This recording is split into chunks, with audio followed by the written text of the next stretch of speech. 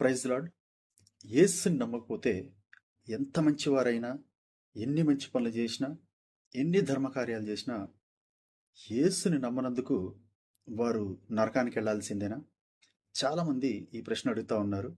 ఇది చాలా మంచి ప్రశ్న, చాలా న్యాయమైన ప్రశ్న. అయితే ఈ విషయంలో బైబిల్ ఏం చెప్తుందో ఒకసారి మనం చాలా స్పష్టంగా గమనిద్దాం.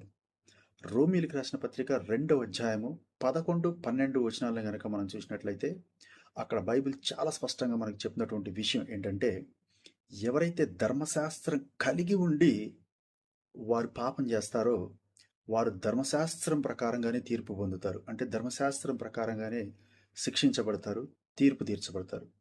అయితే ఎవరైతే ధర్మశాస్త్రం అంటే బైబిల్ లేకుండా, యేసు అంటే ఎవరో తెలియకుండా, బైబిల్ ధర్మశాస్త్రం అంటే తెలియకుండా మంచి పనులు చేస్తారో, అంటే మేబీ ఒకవేళ ఈ కొండ జాతి ప్రజల్లో ఎక్కడో కొన్ని ప్రాంతాల్లో, మారుమూరు ప్రాంతాల్లో అసలు యేసు అంటే ఎవరో కూడా తెలియనటువంటి ప్రజలు ఉండే ఉంటారు కదండి.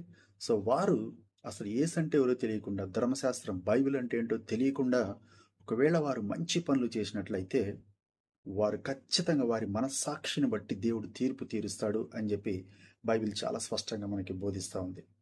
అయితే ఒకవేళ యేసు అంటే ఎవరో తెలిసి, బైబిల్ అంటే ఏంటో తెలిసి, సువార్త అంటే ఏంటో వారికి పూర్తిగా తెలిసి, యేసు చేసిన బలియాగం అంటే ఏంటో కూడా తెలిసి, సర్వమానవాళి రక్షణార్థం ఆయన రక్తం చిందించడం అది ఎంత అవసరమో వారందరికీ తెలిసి కూడా ఒకవేళ స్వచ్ఛందంగా వారు యేసుని కనుక తృణీకరించినట్లయితే అటువంటి వారు ఖచ్చితంగా నరకానికి వెళ్తారు. ఎందుకంటే అన్నీ తెలిసి కూడా వారు యేసుని తృణీకరించారు అంటే అది ఆర్థికపరమైనటువంటి లాభం అయి ఉండొచ్చు, లేదా పొలిటికల్గా వారి పర్సనల్ అవసరాలు అయి ఉండొచ్చు, లేదా సామాజిక పరంగా వారికి ఏదైనా ఇబ్బందులు కలిగి ఉండొచ్చు.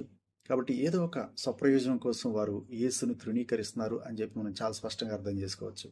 కాబట్టి అలాంటి వారిని ఖచ్చితంగా దేవుడు అంగీకరించాడు. Thank you.